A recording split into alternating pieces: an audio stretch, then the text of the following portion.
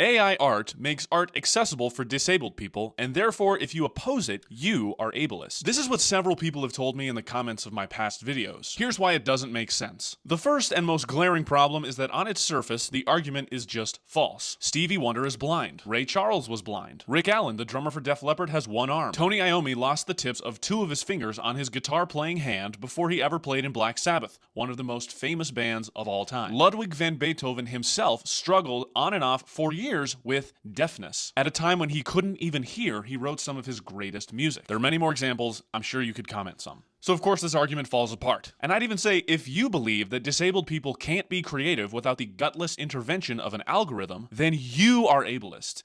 You are infantilizing disabled people. Second, the argument is just intentionally obtuse. It's using a small minority of cases to justify the entire practice. Even if I were to concede, for some reason, despite the long history of disabled people in art, that they couldn't make it without AI, that would only justify a small number of cases. When in reality, most people that use services like Suno or Artlist are totally able-bodied people that are just lazy. And thirdly, even if we pretend that the argument is totally legitimate, and again, it's not. But even if we did, it's still anti-human. Even if the drummer in Def Leppard had both his arms, or Tony Iommi had 4 full fingers, they would still need a human relationship with their other bandmates to create the music that they made. And replacing them with artificial intelligence just wouldn't be the same, and we all know that. Happy New Year.